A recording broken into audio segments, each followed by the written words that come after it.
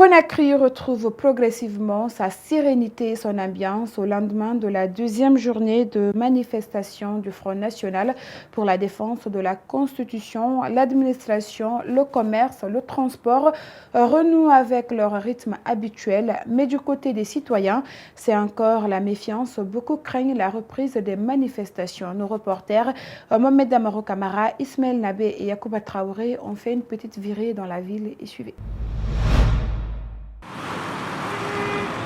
Sur l'autoroute Fidel Castro ce mercredi, la circulation a repris son cours normal. Le commerce se remet progressivement de 2 jours de paralysie provoquée par les manifestations politiques du Front National pour la défense de la Constitution. Tout le monde a peur pour saccager les boutiques ou les magasins. C'est pour ça qu'on n'a pas pu venir. On a resté à la maison, c'est aujourd'hui qu'on a pu venir. Sur la transversale reliant l'aéroport à Kipé, la circulation est restée fluide. Les transporteurs évitent l'axe Amdalaï-Bambeto où des jeunes manifestants défient encore les forces de l'ordre. De Amdalaï à Kosa, il n'y a pas assez de routes là-bas. Tous les citoyens ne semblent pas adhérer à l'idée de ces manifestations du FNDC. Cloîtré à domicile depuis lundi, ce citoyen rencontré à Tanene, visiblement agacé par l'isolement, a décidé de sortir car contraint de chercher de quoi survivre. Bien oui, la grève c'est un mauvais souvenir pour nous parce que quand on sait que le Guinéen vit du quotidien, on appelle donc à tous les camps de négocier, de venir à table parce que même si c'était la guerre, ça finira par la table. Le FNDC pourtant entend bien maintenir la pression jusqu'à ce que le président Alpha Condé range son projet de réforme constitutionnelle. Il n'a pas encore dit son dernier mot. Des acteurs de la société civile guinéenne ont condamné les violences et tueries survenues lundi et mardi à Conakry. Vous le savez, la commune de Ratoma a enregistré des affrontements entre jeunes et agents des forces de l'ordre. Plusieurs jeunes ont été blessés par balles et d'autres ont été violentés dans leur domicile. Algassim Yaliba et Alcédé Camara ont recueilli les réactions de Dansa Kourouma du CNOX et de Dora Aboubakar Koïta de la jeunesse CEDEAO. Suivez leur reportage. Cet activiste de la société civile guinéenne se dit choqué par ces événements que la ville de Conakry a connus ces 2 derniers jours. Selon lui, notre pays n'a pas besoin de telles violences. C'est vraiment révoltant, c'est vraiment choquant. On n'a pas besoin de ça. On pouvait faire l'économie encore de ces violences. C'était bel et bien possible de faire l'économie encore de ces violences. Mais malheureusement, nous sommes arrivés à ce point. Et des familles encore sont endeuillées, des jeunes Guinéens encore sont tués. La Guinée perd encore des fils. La paix, c'est ce que souhaitent Dansa Kourouma et Dora Koïta. Mais pour cela, il faut privilégier le dialogue entre les différentes parties. Pour eux, la violence n'est pas une solution. Appelons les uns et les autres à la paix. Il faut qu'on se retrouve autour d'une table. Cette Guinée ne sera pas brûlée, Inch'Allah.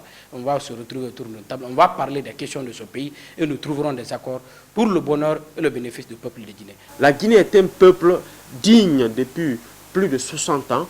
Notre intelligence doit nous permettre de trouver des solutions durables.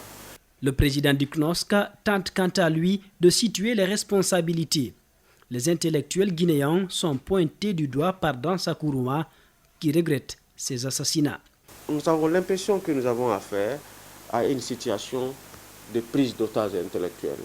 C'est comme si les intellectuels guinéens ont du mal de discuter, de donner leur point de vue, de mettre leur intelligence pour trouver les solutions aux problèmes. Tout le monde utilise la violence pour aboutir au dialogue. Nous devons être capables d'inverser, de changer les paradigmes. Dialoguer pour éviter les conflits, dialoguer pour épargner des vies humaines, dialoguer pour éviter la violence. Ces acteurs de la société civile demandent justice pour toutes les victimes avant de présenter leurs condoléances aux familles éplorées. Et l'Union syndicale des travailleurs de Guinée, version Abdoulaye Camara, invite les travailleurs à vaquer à leur occupation. Dans une déclaration rendue publique hier, cette branche de l'USTG a appelé ses affiliés à ne pas se mêler à ce combat en cours. Suivez. Camarades travailleuses et travailleurs de Guinée, Au vu de l'évolution de la situation sociopolitique qui prévaut dans notre pays depuis le lundi 14 octobre 2019, l'USTG, soucieuse de la préservation de la paix et de la quiétude sociale, interpelle les acteurs à tous les niveaux à prendre leurs responsabilités pour le maintien de l'unité nationale, de la cohésion et de privilégier la concertation. Invite la population à s'investir pour la sauvegarde du tissu social par la préservation de notre vivre ensemble. Invite nos mamans, nos sœurs, nos frères et nos enfants à rester vigilants et faire preuve de discernement.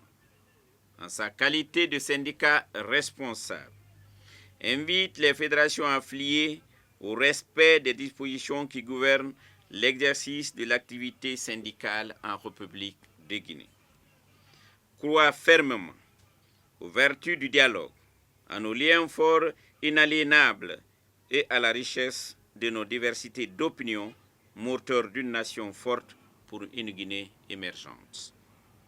À ce titre, invite les travailleurs et travailleuses de Guinée, du secteur public, parapublic, privé et informel sur toute l'étendue du territoire national à vaquer librement à leurs occupations d'une part et de l'autre, demande au gouvernement d'assurer la sécurité des travailleurs et de leurs biens conformément à la loi.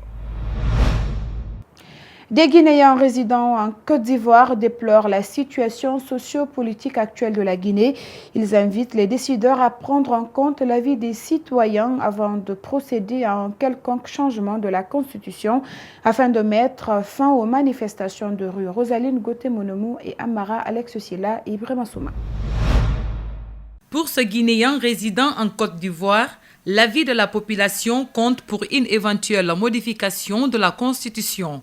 Il trouve que le FNDC est dans son plein droit de protester contre le projet de modification de la Constitution affiché par le président de la République. Cependant, il déplore les cas de blessés et de tueries enregistrés lors de la première journée de manifestation. Tout le monde s'est levé, vous l'avez vu comme hier, comme ça. Ils ont vu combien de morts, combien de blessés. Ils tirent barres sur les gens. Bon, tout ça là, c'est pas bon. Un président ne doit pas faire ça. Moi, manière de voir, en tout cas, les FNDC, les oppositions, ils ont raison. La Constitution, on ne doit pas changer ça. Voilà, on ne change pas ça comme ça. C'est nous tous, on va s'asseoir encore pour changer si on peut changer. Cela fait 40 ans que cet homme vit en Côte d'Ivoire. Il a souvent envie de revenir dans son pays, mais le manque de stabilité dans sa nation l'en empêche. Moi, par exemple, aujourd'hui, je suis ici, ça fait 40 ans. Pourquoi? C'est parce que ça ne va pas, c'est moi. Si ça va, c'est moi. Pourquoi je vais rester dans un autre pays? J'ai en train d'inverser ici, j'ai en train d'employer les gens. Malgré moi, j'ai envie de rentrer en Guinée. Les Guinéens vivant en Côte d'Ivoire souhaiteraient voir la Guinée émerger. Ils invitent leurs frères et sœurs à une prise de conscience pour la paix. Ils demandent par la même occasion toutes les parties au dialogue afin de trouver un compromis. Nous, on demande la paix. Les pays, c'est pour nous tous. Il n'y a pas Peul, il n'y a pas Soussou, il n'y a pas Malinké, il n'y a pas Forestier. La Guinée, c'est pour nous. C'est Dieu qui nous a créés et Dieu nous a choisis pour la Guinée. Nous voulons que la Guinée soit un pays de la paix, pour que nous aussi, on avance. Les Guinéens vivant en Côte d'Ivoire ont manifesté devant l'ambassade de Guinée lundi pour protester contre le projet de nouvelle constitution prôné par le pouvoir de Conakry.